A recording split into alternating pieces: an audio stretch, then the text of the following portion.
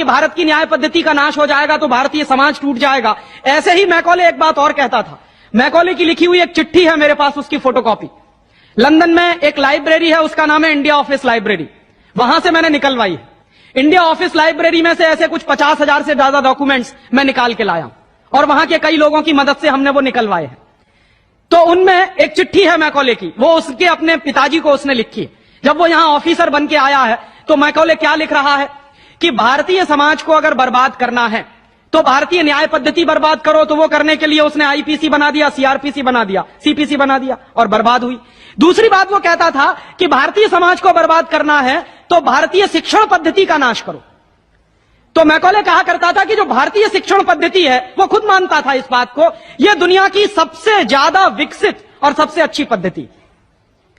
क्या होता था, यहां गुरुकुल चलते थे, गुरुकुलों में विद्यार्थी पढ़ते थे और विद्यार्थी 20 साल तक 25 साल तक ब्रह्मचर्य का पालन करते हुए शिक्षा ग्रहण करते थे, संस्कार मिलते थे और वो संस्कार लेकर समाज में जाते थे।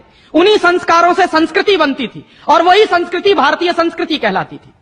ऋषि थे, मुनि थे, बड़े बड़े ज्ञानी थे, महात्मा थे, वो गुरुकुलों को चलाया करते थे और सारे के सारे गुरुकुल जो चला करते थे उनमें वेदों का अध्ययन, पुराणों का अध्ययन, उपनिषदों का अध्ययन, जो भारतीय ज्ञान है, जो भारतीय मनीषा है, उन्हीं सबका अध्ययन संस्कृत के माध्यम से कराया जाता था।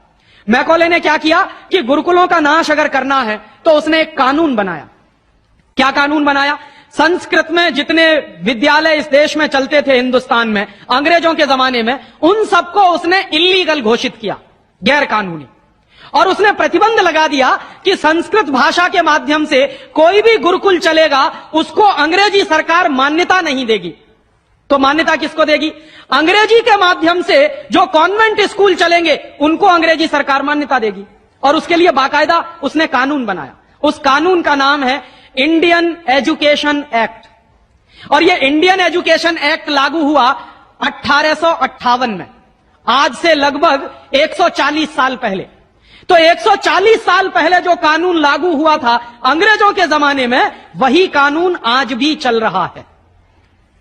उस कानून के आधार पर मैकॉले ने क्या किया? संस्कृत के माध्यम से चलने वाले गुरुकुलों को बर्बाद कर दिया, कानून बना के उनको बंद करा दिया। जो उनमें अध्यापक होते थे, गुरु होते थे, उनको मार पीट कर अंग्रेजी सरकार जेल में बंद करती थी। जो विद्यार्थी अध्ययन के लिए जाते थे उनको रोक दिया जाता था, उनका अध्ययन ना होने पाए उसके लिए समस्याएं खड़ी की जाती थी। और दूसरी तरफ कॉन्वेंट स्कूल चालू कर दिए और उसमें अंग्रेजी के माध्यम से शिक्षण देना शुरू किया।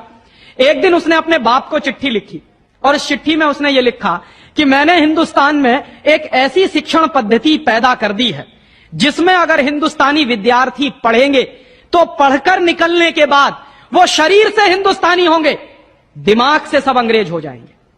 वो देख रहे हैं, अभी देख रहे हैं। तो शरीर से हिंदुस्तानी और दिमाग से अंग्रेज।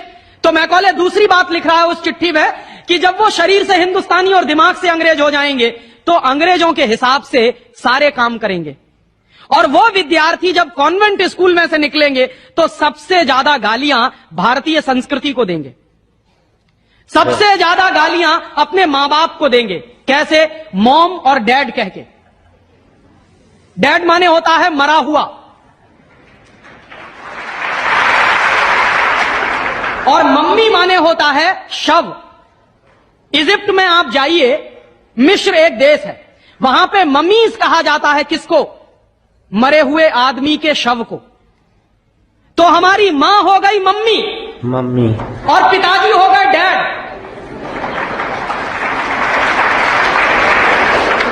आया कहां से ये? मैकॉले ने डाल दिया हमारे दिमाग में। और मैं ये कहता हूं कि मैकॉले तो मर गया, उसका बाप भी मर गया, सब मर गए, भगवान उनकी आत्मा को शांति दे, लेकिन उसकी जो आत्मा है वो हम सब में प्रवेश कर गई है।